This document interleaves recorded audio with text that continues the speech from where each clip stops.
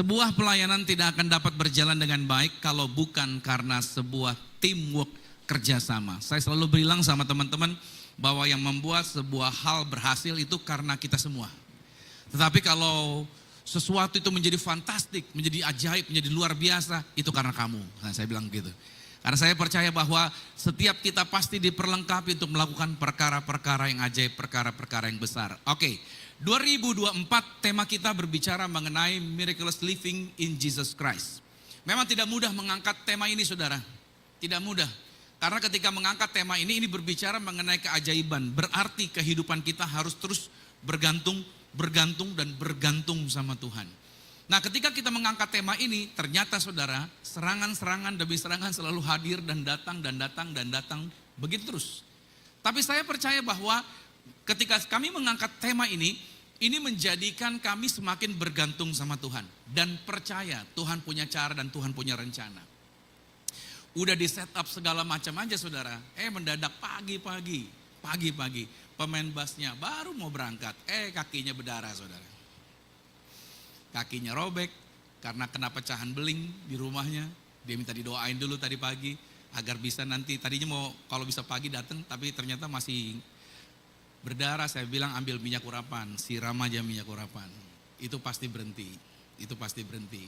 Ya mungkin nanti sesi yang kedua baru dia bisa hadir. Jadi mohon maaf kalau hari ini ada perubahan formasi. Tetapi walaupun itu terjadi, tetap keajaiban Tuhan terjadi untuk setiap kita. Kasih tepuk tangan dulu buat Tuhan kita yang ajaib. Amin. Makanya saudara gak usah khawatir, tetap percaya kekuatan Tuhan ada bersama dengan saudara. Dan tema 1 bulan kita di bulan Januari ini itu berbicara mengenai start strong. Kita mulai dengan kekuatan full bersama dengan Tuhan. Saya percaya Tuhan mendorong setiap kita untuk kita melakukan perkara-perkara yang bukan biasa-biasa, tapi perkara-perkara yang besar. Siapa yang percaya bahwa tahun ini akan melakukan perkara-perkara besar? Boleh angkat tangannya? Yes. Siapa yang percaya akan pegang proyek-proyek besar? Haleluya, amin. Siapa yang percaya akan dapat double berkatnya? Luar biasa, puji Tuhan. Siapa yang jomblo udah gak jomblo lagi tahun ini? Itu tertentu tuh yang angkat tangan ya, puji Tuhan. Nah, saya percaya bahwa apa yang tadinya jauh dari Tuhan, tahun 2024 akan jadi dekat. Amin. Akan terjadi lawatan pemulihan luar biasa dalam Tuhan. Nah, tema yang saya bawakan di hari Minggu ini berbicara mengenai Yesus membawa umatnya menuju kemuliaan. Yes, Yesus membawa umatnya menuju kemuliaan. Saya akan ambil dari kisahnya seorang hamba Tuhan yang dipilih sejak dari kecil, yang telah Tuhan tetapkan untuk menjadi pembebas. Namanya Musa. Kita lihat dulu di dalam Keluaran pada pasal 3, pada ayat yang pertama sampai dengan ayat yang ketiga dikatakan begini. Adapun Musa biasa, kata Alkitab, mengembalakan kambing domba. Sama-sama dengan saya katakan biasa. Berarti rutinitas hari-hari gaya hidup Musa adalah ini. Mengembalakan kambing dombanya bukan punya dia, tapi punya siapa? Yitro. Siapa Yitro? Mertuanya imam di Midian. Sekali ketika Musa menggiring kambing domba itu ke seberang padang gurun, sampailah dia ke gunung Allah, atau yang disebut dengan gunung Horeb. Lalu malaikat Tuhan menampakkan diri kepada Musa di dalam nyala api yang keluar dari semak duri. Lalu Musa melihat dan tampaklah dalam pemandangan Musa ada yang aneh. Semak durinya menyala tapi enggak dimakan api. Musa berkata, baiklah aku menyimpang ke sana untuk memeriksa penglihatan yang hebat itu. Mengapakah tidak terbakar semak duri itu? Nah, saudara bisa melihat di sini bahwa ini sebuah perjalanan. Dalam Keluaran pasal 3 ini, Tuhan sedang menemui Musa melalui semak duri yang menyala. Di tempat ini saudara, Musa mengalami perjumpaan yang baru. Saya ulangin ya, Musa mengalami perjumpaan yang baru dengan Tuhan dan diutus oleh Tuhan untuk memimpin bangsa Israel keluar dari Mesir. Karena setelah Musa meninggalkan Mesir, tahu ya, sejak baby Musa ada di Mesir. Bahkan pada waktu pembunuhan bayi-bayi, Musa lah yang selamat. Dihanyutkan di sungai Nil dan masuk ke tempat permandian putri Firaun. Lalu diangkat anak oleh putri Firaun dan dia lolos dari pembantaian pada zamannya dia. Dan Musa dididik dalam pendidikan Mesir dan dia dilatih dalam latihan-latihan militer Mesir. Dan dia menjadi orang yang hebat, orang yang pandai, orang yang cerdas, orang yang terlatih dalam pendidikan yang terbaik di zaman dia. Dan dia mendapatkan nutrisi yang terbaik di zaman dia. Karena dia bukan makanan budak, tapi makanan kerajaan. Musa luar biasa di sana. Tapi pada suatu ketika, akhirnya Musa harus meninggalkan Mesir. Dalam sebuah peristiwa di mana dia membunuh salah satu prajurit Mesir. Karena Musa membela, yaitu salah satu budak Yahudi yang sedang disiksa. Dorongan panggilan ada di dalam dirinya Musa. Dorongan, ya, ingat baik. Semua kita datang sama Yesus karena ada apa? Ya. Mungkin saudara yang mengikuti siaran ini dimanapun Anda berada, Anda baru pertama kali mengikuti ibadah ini, Anda baru pertama kali dengar nama Yesus. Tapi saya mau katakan sama saudara, yang mendorong Anda untuk mengikuti siaran ini, itu karena ada dorongan di dalam diri Anda. Amin. Musa ada dorongan, itu sebabnya dia kabur dari Mesir dan dia tinggal di padang gurun. Nah, kurang lebih 40 tahun Musa ada di padang gurun Midian. Dia nikah dengan Zipora, mertuanya namanya Jitro, dan dia menjadi gembala kambing domba. Nah, kawanan ternak ini itu milik mertuanya, dan Musa setia menjaga serta merawat kambing domba tersebut. Pola ini telah menjadi gaya hidup sehari-harinya Musa. Itu sebabnya setelah Musa mengalami pengalaman di padang gurun Midian ini, Musa mengalami perubahan yang besar. Dan Musa telah siap untuk menerima suatu perintah, suatu pengutusan baru dari Tuhan. Saudara, masing-masing kita juga memiliki pengalaman-pengalaman padang gurun. Oke, melalui pengalaman padang gurun ini saudara, apa yang terjadi? Kita selalu perlu, yaitu mengalami perjumpaan yang baru dengan Tuhan dan menerima suatu perintah atau pengutusan yang baru dari Dia. Kalau kita membaca sebuah novel, buku, di dalamnya ada kisah yang dituliskan bab demi bab secara berurutan, betul ya? Nah, demikian juga halnya dengan kita. Kita ini sedang menjalani kehidupan kita masing-masing.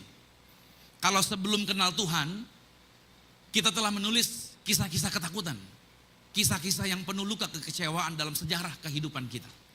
Lalu menjadi berbeda.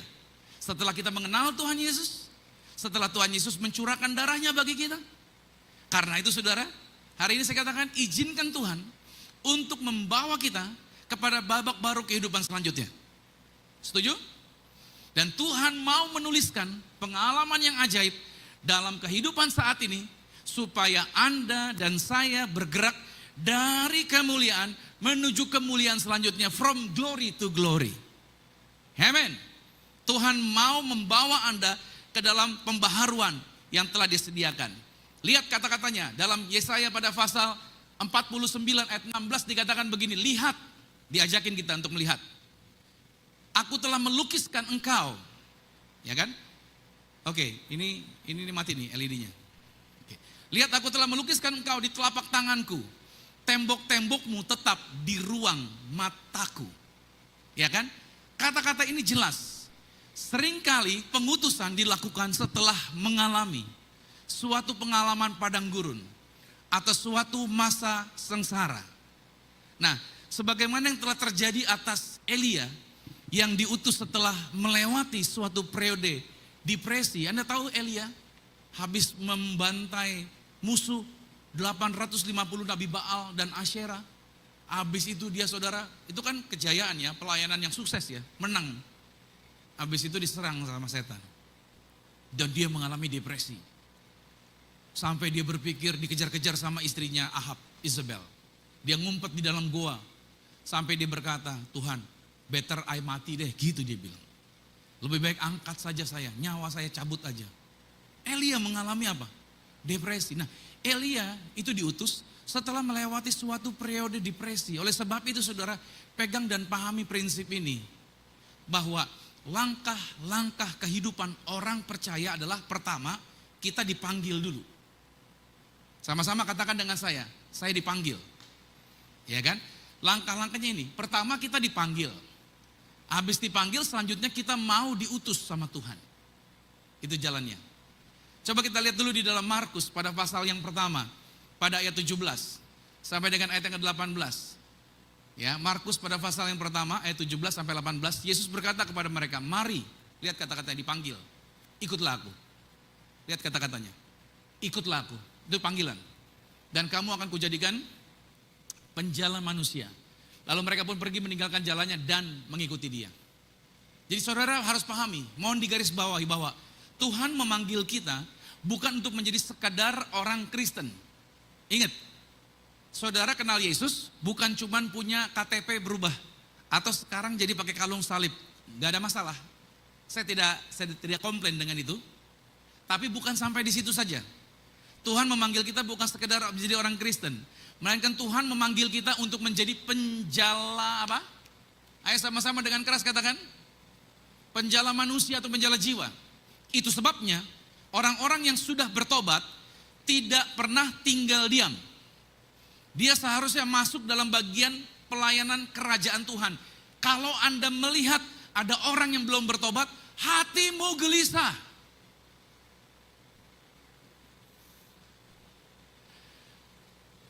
Kalau engkau melihat ada orang yang belum percaya Yesus, engkau gak nyaman. Gimana caranya? Ayo mesti kasih tahu dia jalan. Gimana sih saudara? Anda punya teman lagi menuju jurang, masa Anda diemin? Halo? Itu mau mati dia, masuk jurang.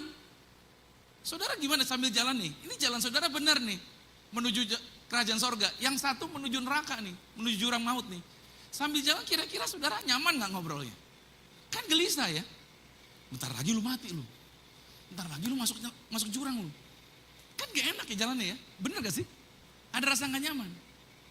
Gak mungkin saudara sambil jalan, wah luar biasa ya kamu ya, bercanda terus gitu. Tahu pas sudah jalan, sambil jalan tetap bleng hilang. Padahal saudara tahu di depan ada apa? Lubang maut yang sedang menunggu dia. Maaf nih, saya tidak menyindir siapapun. Bagaimana mungkin saudara bisa berjalan dengan orang yang tidak seiman? Dan saudara fine-fine aja. I love you babe, you love me babe. Hello. Anda tahu dia akan menuju neraka. Tapi Anda tetap santai aja. Tapi terus sambil jalan, ntar gue pikir-pikir deh. Nanti gue mungkin ikut lu aja deh. Masuk neraka juga dia mau. Hello. Ya kan? Makanya orang yang sudah percaya Yesus dari ayat ini gak pernah tinggal diam. Dia seharusnya masuk dalam bagian pelayanan kerajaan Tuhan untuk menjala jiwa. Ini yang saya sebut dengan panggilan. Makanya saya kasih tulisan ini bahwa step-step ini harus dijalani setiap orang yang sudah dipanggil oleh Tuhan. Yaitu dia bertobat, masuk dalam panggilan, lalu untuk melayani, ya kan? Lalu bergerak dalam pengutusan. Ayo, ulangin. Sama-sama bilang, bertobat. Terus, masuk dalam panggilan untuk melayani. Kalau udah bertobat, panggilan untuk melayani terus. Bergerak dalam pengutusan. Saudara, Anda harus yang masuk ini. Tuhan mungkin telah memanggil kita untuk suatu pelayanan tertentu. Ya, mungkin kita sudah pelayanan hari ini. Good, gak apa-apa. Saya senang. Itu berarti Anda masuk step ini nih. Dari bertobat, masuk dalam panggilan untuk pelayanan. Mungkin Anda pelayanan sebagai pemimpin pujian, pemain musik, pelayanan media, logistik. Oke? Saudara bisa bagian-bagian pelayanan yang lain. Anda masuk Anda jadi pendoa syafaat, Anda berdoa untuk kebutuhan orang lain, Anda menjadi mungkin Anda pelayanan pembicara di gereja, menjadi gembala, menjadi penginjil, menjadi guru sekolah minggu, bagian konseling pelepasan, atau Anda ada di dalam manajemen sebuah gereja, dan lain sebagainya. Tapi Tuhan tidak hanya berkarya bagi kita sampai di area tersebut saja. Kita harus menunggu arahan selanjutnya. Ini nih. Bergerak dalam apa? Pengutusan. Kita harus masuk dalam area ini. Sampai Tuhan mengutus dan mengurapi kita untuk menjalani pelayanan tersebut dengan cara yang berbeda. Iya. Diutus. Sama-sama katakan saya diutus. Ingat, kita tidak dapat mengutus diri kita sendiri untuk menjalani suatu misi. Kita harus diutus Tuhan. Dengan keras katakan saya harus diutus Tuhan. Seorang nabi Yesaya 6 pada ayat yang ke-8, Yesaya menuliskan begini, lalu aku mendengar suara Tuhan berkata, siapakah yang akan kuutus dan siapakah yang mau pergi untuk aku? Maka sahutku, ini aku, utuslah aku. Angkat tanganmu, bilang sama-sama, ini aku Tuhan. Ayo bilang sama-sama, ini aku Tuhan, Utuslah aku Tuhan. Tuhan mau mengutus Anda. Izinkan Tuhan yang mengutus Anda. Izinkan Tuhan yang membawa Anda ke dalam bagian-bagian yang Tuhan telah sediakan. Roma 10 ayat 15 kata Paulus begini. Bagaimana mereka dapat memberitakan tentang Tuhan? Bagaimana kita bisa menceritakan tentang Yesus? Bagaimana kita bisa mengobarkan kerajaan sorga, kabar baik, Injil, kalau mereka tidak diutus? Seperti ada tertulis, betapa indahnya kedatangan mereka yang membawa kabar baik. Pengutusan dari Tuhan inilah yang akan membawa kita kepada kemuliaannya Tuhan. Dan kita harus mengingat kembali pertanyaan ini. Kapan sih Yesus dimuliakan? Menurut saudara kapan Yesus dimuliakan? Pada saat kapan? Pada saat Yesus naik ke atas kayu salib. Salib itulah yang memisahkan dunia dari kita dan kita dari dunia. Apa sih artinya dunia, Pastor? Dunia itu berarti segala sesuatu yang berlawanan dengan Tuhan. Apa aja deh? Segala sesuatu yang berlawanan dengan Tuhan, berlawanan dengan kerajaannya, berlawanan dengan kebenarannya. Jadi sekarang di tahun 2024 ini bagi kita yang berjalan menuju kemuliaan, mari kita menjadikan salib itu gaya hidup orang percaya. Salib bukan cuma sekedar aksesoris, tapi apa tadi? Gaya hidup. Lalu semua yang dunia berikan seperti nilai, patokan, pendapat, kehormatan, style yang ditawarkan oleh dunia, jangan jadikan lagi itu sesuatu yang kita dambakan. Jangan jadikan lagi itu sesuatu yang kita cintai. Boleh gak ngefans sama Blackpink? Ya boleh aja. Boleh gak ngefans sama BTS? Silakan aja gitu kan. Tapi jangan jadikan itu sesuatu yang Anda puja, Anda kagum dalam artian jatuh cinta banget gitu. Kebawa-bawa mimpi, aduh pengen banget kayak dia. Be yourself, jadilah dirimu sendiri karena Tuhan menempatkan hal yang unik di dalam dirimu. Semua orang punya keunikannya masing-masing. Amen. Anda gak perlu harus jadi seperti Pastor Romi, ya kan? Anda gak perlu harus warna rambutnya seperti saya, kulitnya harus seperti saya, bahkan hidungnya mungkin gak bisa seperti saya. Haleluya. Gak perlu harus be yourself, karena Anda unik, karena setiap orang telah diberikan keunikannya masing-masing. Lalu pertanyaannya, bagaimana cara Tuhan membawa kita kepada kemuliaan? Bagaimana cara Tuhan membawa kita kepada kemuliaan? Saudara, Anda rindu bergerak di dalam kemuliaan Tuhan? Amin. Anda rindu? Yang rindu katakan amin. Good, luar biasa. Ini saya kasih tahu tipsnya.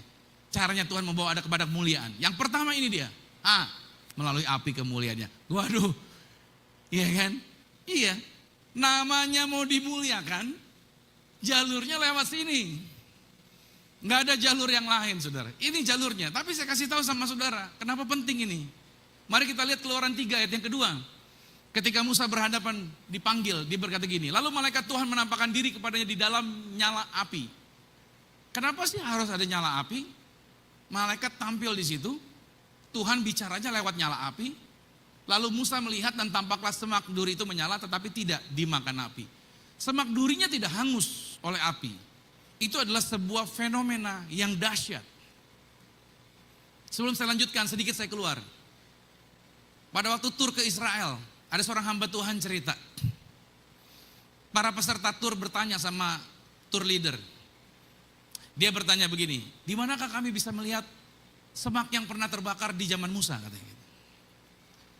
Dan tur leadernya mulai berpikir gimana caranya nunjukin gitu ya. Terus dia mengajak ke sebuah tempat lokasi, area padang gurun gitu, dan dia mengarahkan mereka untuk menunjukkan sesuatu. Ada sebuah pohon yang bekas kebakaran gitu, saudara. Dan dia mengatakan, disinilah Tuhan pernah menampakkan. Menampakkan diri dengan semak yang terbakar. Semua peserta tur langsung berdoa di situ, ya kan? Seringkali kita berasa bahwa kalau saya injek Israel, saya akan menjadi rohani, saya akan menjadi luar biasa. Saya kasih tahu sama saudara, rohani Anda bukan karena suatu tempat, tapi kerohanian Anda karena Anda bersama dengan siapa. Di dalam api kemuliaan Tuhanlah Anda akan hidup di dalam kemuliaan Tuhan. Jadi seringkali kalau ke Israel jangan berpikir, wah saya akan jadi rohani, saya akan jadi luar biasa. Iya, kita jalan-jalan. Tapi Israel itu lebih banyak apa saudara? Ya jalan, lihat sejarah. Oh di sini tempatnya, oh di sini tempatnya. Bahkan kalau kita mau ke Yerusalem sebenarnya kalau mau situs aslinya, yang di mana tempat yang diceritakan Alkitab, sebenarnya kita nggak bisa menjumpai lagi. Kenapa? Karena Yerusalem itu sudah 23 kali minimal dihancurkan dan dibangun ulang. Jadi artinya kota itu yang pertama sudah hancur, dibangun lagi kota di atasnya. Hancur lagi, dibangun lagi di atasnya. Hancur lagi, dibangun lagi di atasnya. That's why Yerusalem itu ketinggiannya 600 meter di atas permukaan laut. Jadi kalau saudara ke Israel itu udaranya sejuk, cenderung dingin. Dia tinggi saudara, ketinggian Yerusalem. Jadi sebenarnya kalau mau dibilang tempat-tempat yang asli dan lain sebagainya, menurut saya sulitlah untuk kita bisa menemukannya. Tetapi kita berdoa di sana, mensyukuri bahwa Tuhan pernah ada di dalam dunia. Jangan jadikan sebuah tempat lantas sampai di sana, wah saya harus pegang temboknya, mengalir urapan Tuhan atas saya. Sambil saudara nyanyi, mengalir kuasa dari tempat maha tinggi. Enggak. Kalau saudara punya uang, saudara mau berangkat ke Israel, it's okay. Tapi jangan jadikan bahwa saudara harus bawa pokok doa, saudara harus tulis doa ini, saudara taruh di sana. Karena doa dari Yerusalem, doanya lebih dekat dengan surga. Tidak begitu saudara. Kalau saudara mau doanya lebih cepat, lebih dekat dengan surga, hari ini saya doakan langsung saudara dipanggil pulang, itu lebih dekat. Haleluya. Api memang bukan suatu yang nyaman bagi keduniawian. Tetapi justru inilah yang dapat membawa orang percaya kepada kemuliaannya Tuhan. Api merupakan karakteristik dari beberapa hal dalam firman Tuhan. Saya kasih lihat sama saudara. Yang pertama, api itu korban persembahan. Api itu korban persembahan dibakar melalui api. Jadi korban persembahan itu dibakarnya melalui api. Dalam Imamat pada pasal 2 pada ayat yang ketiga dikatakan korban sajian selebihnya adalah teruntuk bagi Harun dan anak-anaknya, yakni bagian maha kudus dari segala korban api-apian Tuhan. Jadi dibakar. Jadi korban itu apa? Dibakar. Ya, kan? Makanya saya suka bilang sama orang yang smoking, saya bilang, wah kamu sedang korban bakaran berarti. Luar biasa kamu ada di dalam api kemuliaan Tuhan. Haleluya. Sejak perjanjian lama saudara, setiap korban yang dibawa oleh umat Tuhan itu selalu melalui api. Api membuat korban itu menjadi harum di hadapan Tuhan. Api bukan sesuatu yang nyaman, tetapi justru itu membawa pada kemuliaannya Tuhan. Jadi api membawa kepada kemuliaan Tuhan. Memang gak nyaman, tapi korban persembahan kita itu akan dilewatin api dulu. Yang kedua, bicara tentang apa? Pekerjaan pelayanan juga diuji oleh api. Jadi pekerjaan kita juga diuji oleh api saudara. Dalam 1 Korintus 3 ayat 12 dikatakan begini, entah orang itu membangun di atas dasar ini dengan emas, perak, batu permata, kayu, rumput kering atau jerami, sekali kelak ayat 13 pekerjaan masing-masing orang akan nampak karena hari Tuhan akan menyatakannya. Sebab ia akan nampak dengan api. Bagaimana pekerjaan masing-masing orang akan diuji oleh api itu. Jika pekerjaan yang dibangun seorang tahan uji, dia mendapat upah. Jika pekerjaannya terbakar, dia akan menderita kerugian, tetapi ia sendiri akan diselamatkan. Tetapi kondisinya seperti dari dalam api. Api yang ketiga karakteristiknya adalah bicara mengenai baptisan Roh Kudus. Jadi baptisan selam dilakukan oleh manusia, gembala, pendeta, hamba Tuhan, penginjil yang membaptis. Oke, itu dilakukan oleh manusia. Tapi baptisan Roh Kudus itu dilakukan oleh Tuhan. Matius 3 pada ayat yang ke-11 berkata, aku membaptis kamu dengan air sebagai tanda pertobatan, tetapi ia yang datang kemudian daripadaku lebih berkuasa daripadaku, dan aku tidak layak melepaskan kasutnya. Ia akan membaptiskan kamu dengan Roh Kudus dan dengan api. Berarti api Roh Kudus maksudnya apa? Itu membakar, memurnikan. Ingat visinya gereja Zion Church adalah menjadikan jemaat yaitu jemaat yang murni, menjadi sama seperti Yesus yang berlandaskan firman Tuhan, murni, garis bawahi. Makanya Roh Kudus itu membakar untuk memurnikan. Dengan apa artinya? Membakar sifat kedagingan kita. Masing-masing kita punya daging, dan sifat kedagingan seringkali memimpin kehidupan kita.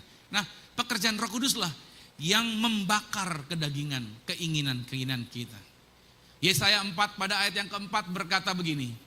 Mari kita lihat, apabila Tuhan telah membersihkan kekotoran Putri Sion dan menghapuskan segala noda darah Yerusalem dari tengah-tengahnya dengan roh yang mengadili dan roh yang membakar.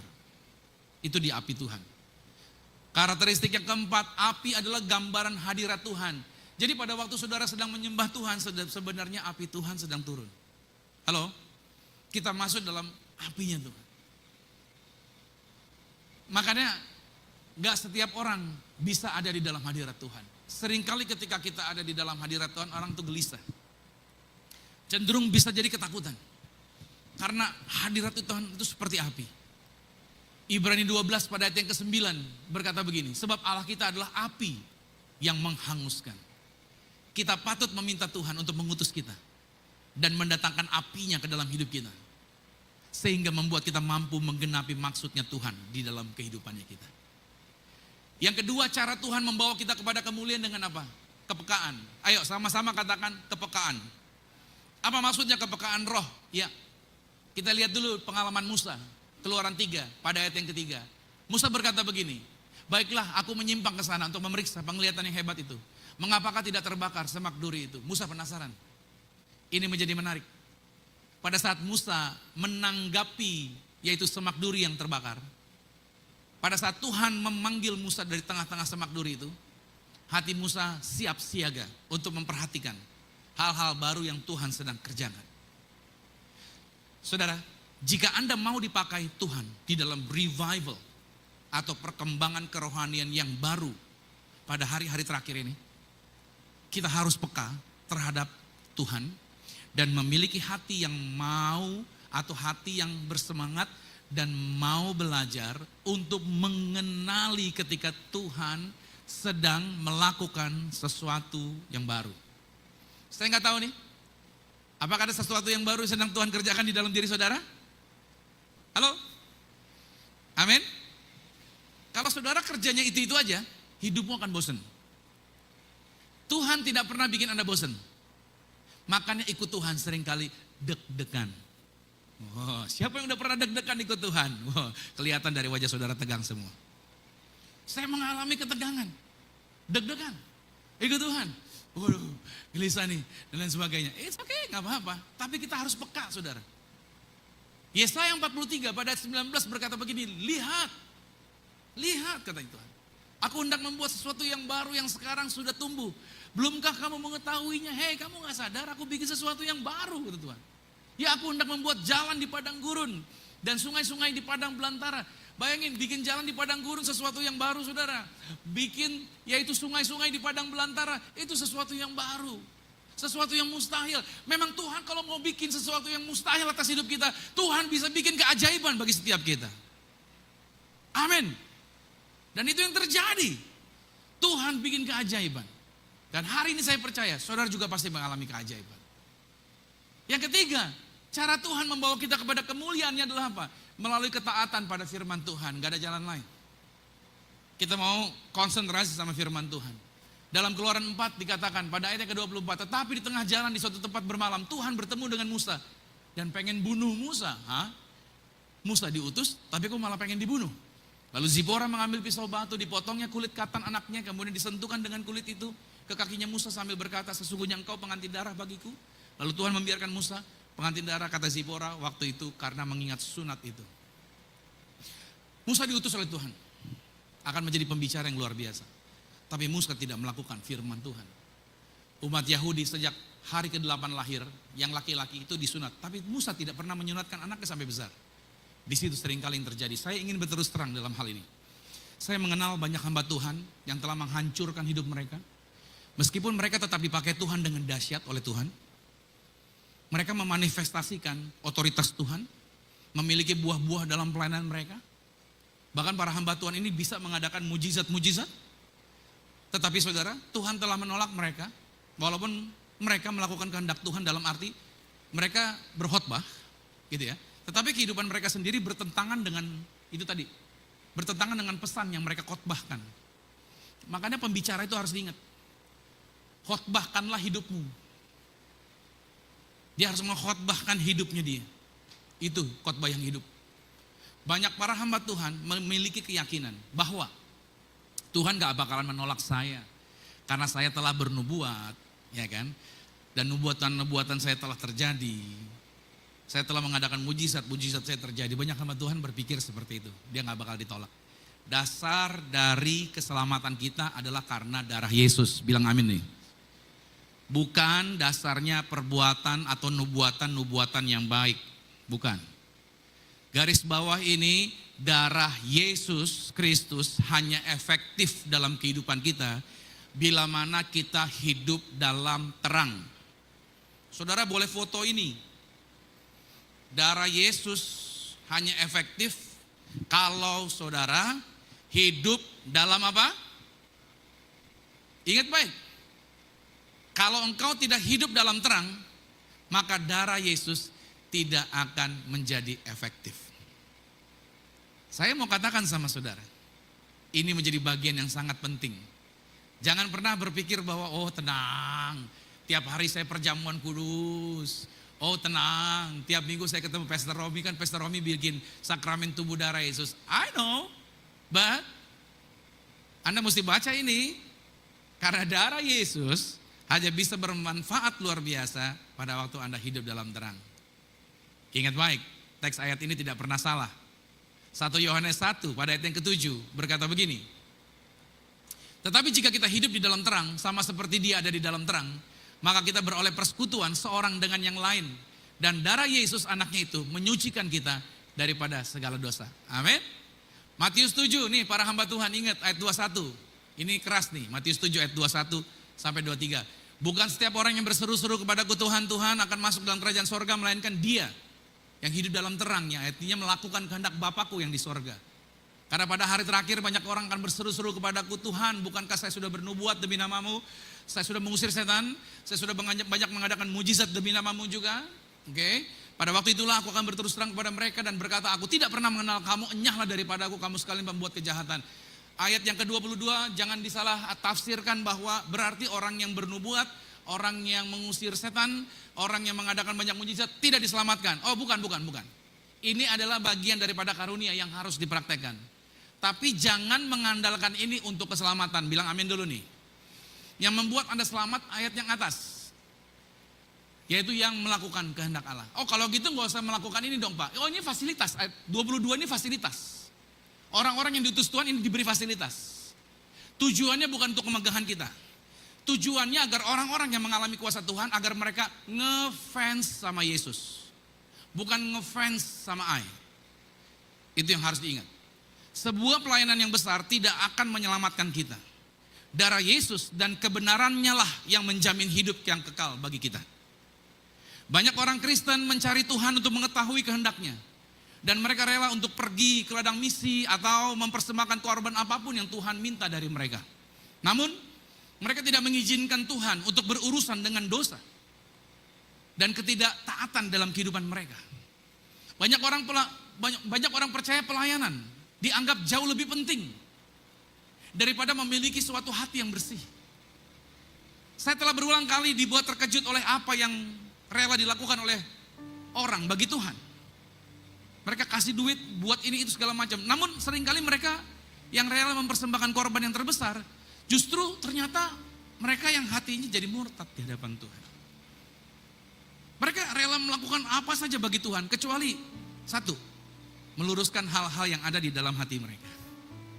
Mereka berdoa, Tuhan, saya akan mempersembahkan korban apapun bagimu Tuhan. Namun Tuhan memiliki standar-standar tertentu bagi korban-korban persembahan kita, saudara. Nabi Samuel menasihati seorang raja yang namanya Raja Saul. Karena motivasinya dalam memberikan korban atau memberikan persembahan. Saul dimarahin saudara. Kenapa? Karena dia bengkok hatinya. Dia pikir korban persembahan dia akan menyenangkan Tuhan. Mari kita lihat 1 Samuel 15. Tetapi jawab Samuel begini. Apa kamu pikir Tuhan itu berkenan kepada korban bakaran, korban persembahan yang kamu berikan? Sama seperti mendengar suara Tuhan.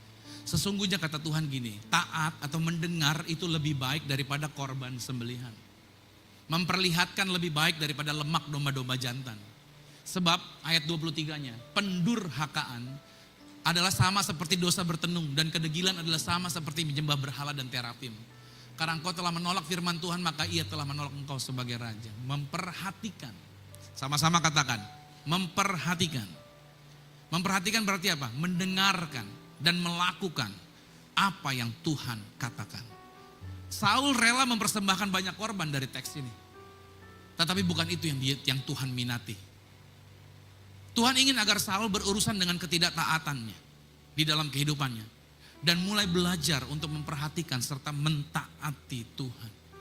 Saudara, kita harus menyadari bahwa pemberontakan itu sama seperti dosa bertenung.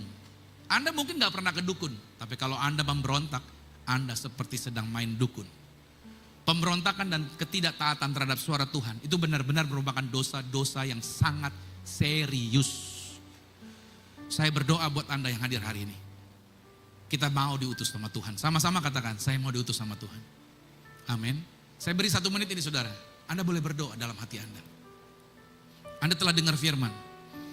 Tuhan mau membawa Anda ke level selanjutnya. Tuhan mau bawa Anda bergeser dari tempat yang lama ke tempat yang baru. Tuhan mau angkat Anda lebih lagi dari level sebelumnya lagi. Izinkan Tuhan berurusan dengan sistem internal kita. Izinkan Tuhan membawa Anda ke dalam pengalaman yang baru. Roh Tuhan turun atas Anda. Shikabata karalapa shikir. Makasih Tuhan. Biar kuasamu yang turun. Kuasamu yang turun atas setiap anak-anak Tuhan di tempat ini. Aku berdoa Roh Kudus firman Tuhan yang telah ditaburkan. Ini menjadi berkat. Membawa perubahan. Mengubahkan kehidupan setiap anak-anak Tuhan. Lawat mereka Bapa. Lawat setiap anak-anak Tuhan. Biar pada saat pagi hari ini terjadi revival. Terjadi pemulihan. Terjadi perubahan. Terjadi kemajuan. Kehidupan mereka berbeda. Terima kasih Tuhan. Hamba percaya. Pagi hari ini bukan sekedar ibadah biasa. Tapi pagi hari ini pagi di mana kami disadarkan. Yes. Kami mau diutus. Kami mau diutus. Kami mau bergerak seirama dengan Tuhan. Melangkah di 2024. Bukan lagi dengan pengalaman yang lalu. Tapi melangkah di tahun ini. Dengan suasana yang baru. New season. Tuhan sediakan bagi kami. Aku berdoa. Semua yang hadir hari ini disadarkan. Dan melihat. Tuhan berkarya bagi hidup mereka. Dan satu hal. Mereka tidak ketakutan. Tapi mereka damai sejahtera. Mereka sukacita. Dan mereka bergerak dalam kemuliaan. Dalam nama Yesus. Kita semua yang diberkati sama-sama kita katakan. Amin. Kita kasih tepuk tangan yang meriah bagi Tuhan Yesus Kristus. Oke, puji nama Tuhan.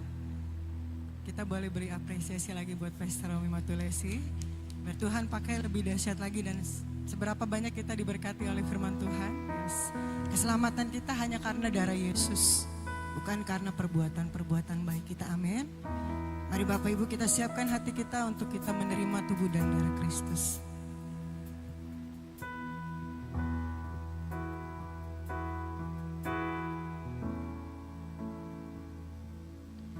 Bagaikan bejana siap dibentuk, demikian hidupku di tangan-Mu. Dengan urapan kuasa Roh-Mu, ku dibaharui selalu. Jadikan ku Allah dalam rumah-Mu, inilah hidupku di tangan-Mu. Bentuklah seluruh kehendak-Mu, pakailah sesuai rencana-Mu. Sama-sama kita bangkit berdiri. Ku mau seperti-Mu, Yesus, disempurnakan selalu dalam segenap jalanku, memuliakan nama-Mu. Kita akan masuk dalam sakramen tubuh dan darah Tuhan Yesus. Mari kita siapkan roti dan anggur. Firman Tuhan jaminkan berharaplah kepada Yesus. Hanya kepada Tuhan harapan kita. Dan kita percayai janjinya, mujizatnya, kuasanya terjadi. Kita mau angkat rotinya Saudara yang ada di rumah, ada di jalan, atau dimanapun yang mengikuti secara live streaming sama-sama dengan saya, angkat rotinya.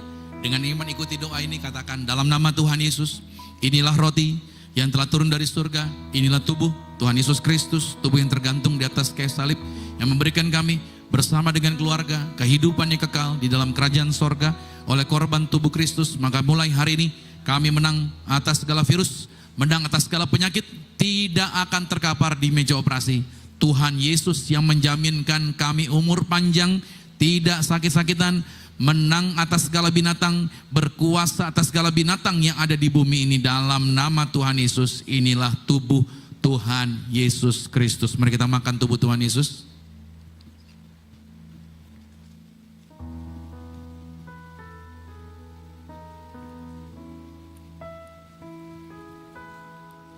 Mari kita angkat anggur ini di atas kepala. Mari dengan iman bersama-sama dengan saya katakan, dalam nama Tuhan Yesus, inilah darah Yesus Kristus, darah yang tercurah, darah yang tertumpah di atas kayu salib, sebagai perjanjian yang baru dan yang kekal. Oleh korban darah Yesus, maka mulai saat ini bersama keluarga, kami termeterai menjadi warga sorga, punya rumah di bumi, punya rumah di sorga, tidak mengembara, dimanapun berada melangkah, dijagai pasukan malaikat surgawi. Aku tolak kuasa gelap, aku tolak dukun-dukun, roh-roh jahat, dibatalkan, tidak berkuasa. Segala kutuk dari nenek moyang, dibatalkan, tidak berkuasa.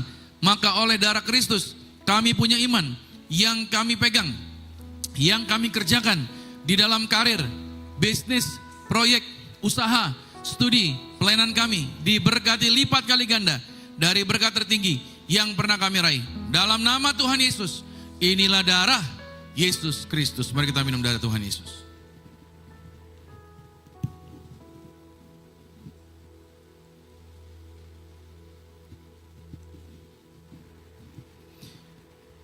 Di tangan kami juga ada minyak Tuhan yang mengajarkan kuasa bahwa di balik yaitu sakramen tubuh darah Yesus ada kuasa yang besar. Juga dengan sakramen minyak ini ada mujizat. Maka aku mengangkat dalam nama Tuhan Yesus, inilah minyak urapan.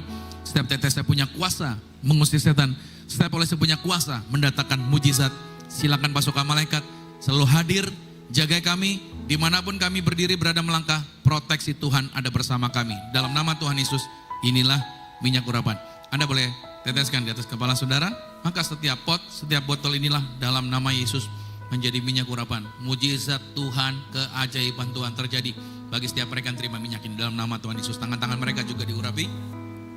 Diberkati Tuhan, kasih karunia, berkat pertolongan Tuhan hadir bersama dengan mereka. Saudara, Amsal 18 ayat 21 berkata, hidup dan mati dikuasai oleh lidah. Siapa suka menggemakannya, maka dia akan memakan buahnya. Saudara, perkatakan terus kata-kata berkat ini bagi hidup Anda. Amin. Jangan izinkan hal-hal yang negatif. Mungkin saudara telah melakukan yang terbaik, tetapi saudara mengalami situasi yang tidak baik. Saudara jangan tenggelam dengan situasi itu. Tapi saudara harus tetapkan perspektif Anda, tetap memiliki cara pandang yang benar. Anda harus terus memperkatakan kata-kata ini atas hidup Anda. Mari bersama-sama dengan saya seperti yang ada di layar. 2, 3. Saya diberkati, berkelimpahan, telah ditebus, telah diampuni, dibenarkan, diurapi, disempurnakan, diberi kuasa, hidup dalam kasih karunia, berharga, aman, sehat, penuh kemuliaan, fokus pada Yesus, disiplin, percaya diri, pandai cerdas. Saya diciptakan segambar dan serupa Yesus untuk menggenapi setiap panggilan dan tujuannya atas hidup saya dalam nama Yesus. Amin. Kasih tepuk tangan yang meriah bagi Tuhan Yesus Kristus. Berkati setiap mereka Tuhan, doa mereka digenapi. Apa yang Tuhan sediakan, apa yang Tuhan firmankan pasti terjadi pada saat kami memperkatakannya. Dan sebentar kami akan mempersembahkan korban syukur. Tangan-tangan mereka diberkati. Apa yang kami bawa semuanya untuk kemuliaan Tuhan. Diberkati dan dibalaskan lipat kali ganda. Dalam nama Yesus yang diberkati Tuhan, sama-sama katakan amin. Silakan duduk kembali saudara. Baik, kita bersyukur sama Tuhan. Kita mau kasih yang terbaik buat Tuhan. Kita angkat pujian, tiada terukur besar kasih setiamu Tuhan.